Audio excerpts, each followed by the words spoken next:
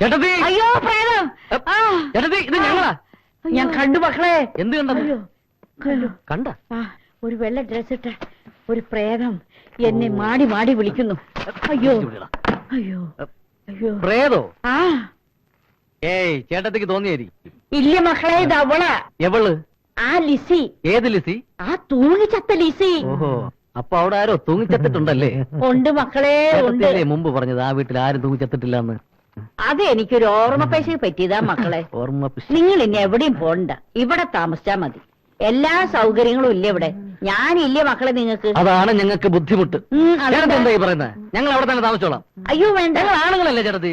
ആണുങ്ങളെ ചോര ഊറ്റി കുടിക്കാനല്ലേ അവറ്റകളോട് വരുന്നത്. ഏയ് വേണ്ട മക്കളെ. ഇതെന്താ മക്കളെ? ഇതൊക്കെ ഞങ്ങൾ അമ്മൂമ്മയ്ക്ക് വാങ്ങിച്ചുണ്ടെന്നാ. ആരെന്നെ നിന്റെ അമ്മൂമ്മ? വാങ്ങിച്ചുണ്ടെന്നാ.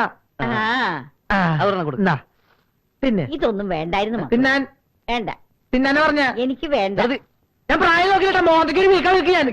അടിച്ചതിന്റെ കൊന്നി എന്തൊരു പീര. ഞങ്ങൾ പോവും. ഞാൻ പഴയെടുത്തരാട്ടാ. നിങ്ങൾ കളഞ്ഞിട്ട് പറഞ്ഞാലേ ഞാനിത് കഴിക്കും. വേണ്ട. ഓക്കെ, പോകില്ല. കൊടുക്കണേ. നീ എന്താ എടുത്ത് കഴിക്കും. അവിടെ കറക്റ്റാ.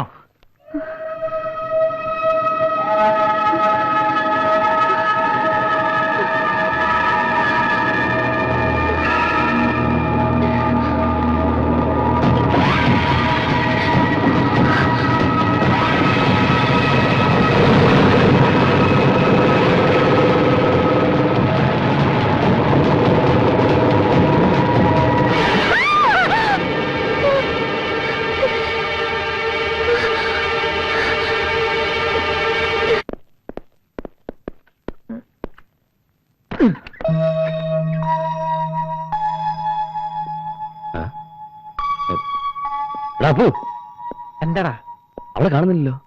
നമ്മൾ കാണിച്ചത് ഒട്ടും ശരിയായില്ല. എന്ത് ശരിയായില്ലെന്ന്? ഒരു രാത്രി മുഴുവൻ മായനെ തനിച്ചാക്കില്ലേ? നമ്മൾ മലപ്പുറമല്ലല്ലോ. ആ തള്ള വിടാഞ്ഞിട്ടല്ലേ?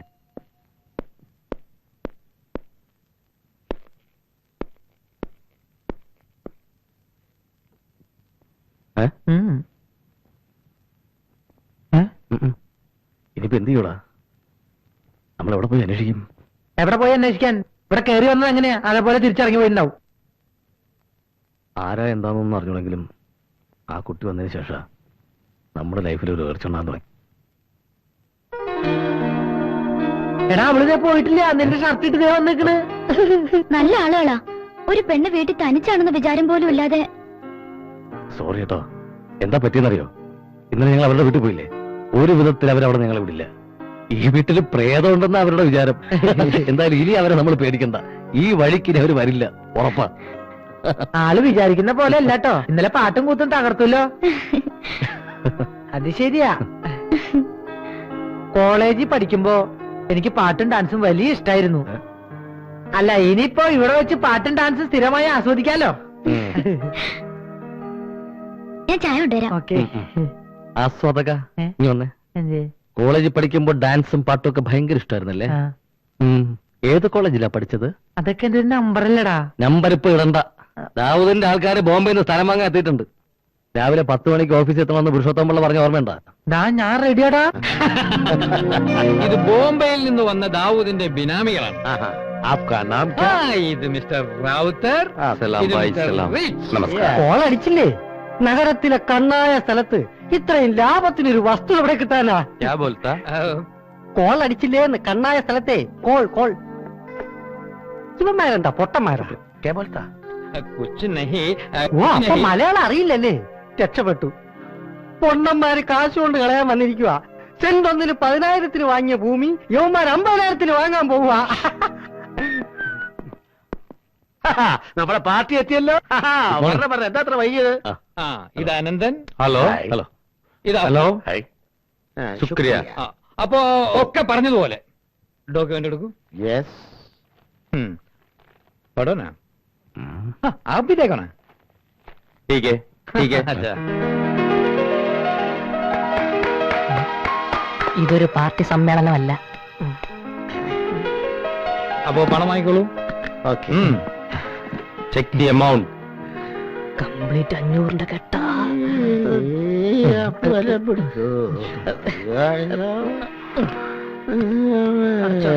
വെള്ളം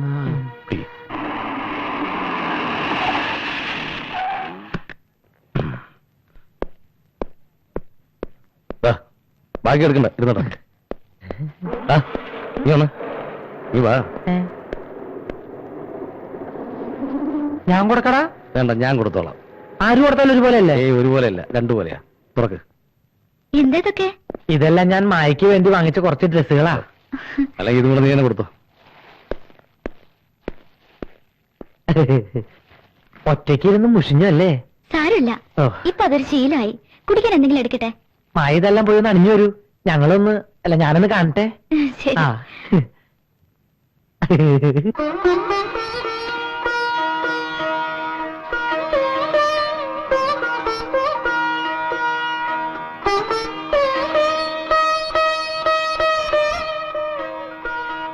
നീ നോക്കിക്കോ, ഞാൻ എടുത്ത ഡ്രസ് അവൾ ഇട്ടുകൊണ്ട് വരും. ഓ, നോക്കിക്കോ. Hi, wonderful. വളരെ മനോഹരമായിരിക്കുന്നു. ഞാൻ സെലക്ട് ചെയ്തതാ. എനിക്ക് ലൈറ്റ് കളേഴ്സ് ആണ് കൂടുതൽ ഇഷ്ടം. ഞാൻ കരുതി ഞാൻ സെലക്ട് ചെയ്ത കളർ മായക്ക് ഇഷ്ടാവുന്നു.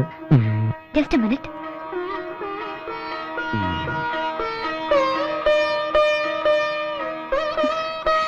ഇതെങ്ങനെയുണ്ട്? ഇത് മായക്ക് അത്ര ചേരില്ല. ഇവന്റെ സെലക്ഷൻ അല്ലേ?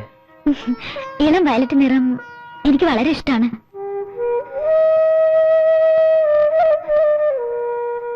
ആദ്യമായി ഡാഡി ഇളം വയലറ്റ് പൂക്കളുള്ള ഒരു പാവാട വാങ്ങി തന്നത് ഇന്നും എനിക്ക് ഓർമ്മയുണ്ട്. എടാ, ഇത് സെലക്ട് ചെയ്തത് ഞാനാണോന്ന് എനിക്ക് സംശയമുണ്ട്. ആര് സെലക്ട് ചെയ്താൽ എന്താ? മായക്ക് ഇഷ്ടമായില്ലേ? ആ, ഞാൻ ഊണ് തയ്യാറാക്കിയിട്ടുണ്ട്. വരൂ. ആ? ആ, വാടാ.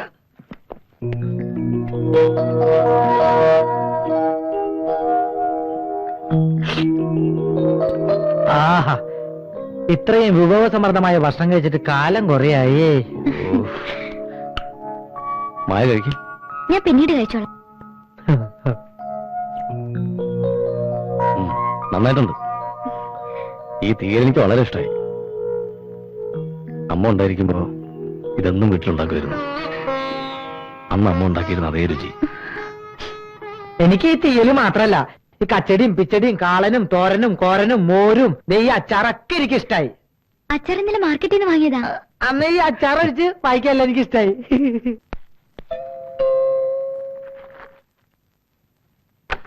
ഒരു കത്തുണ്ട്. അപ്പോ അപ്പോ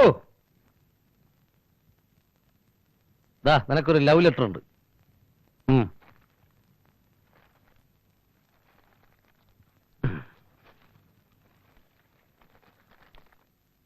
ആരുടെ കത്താടാ?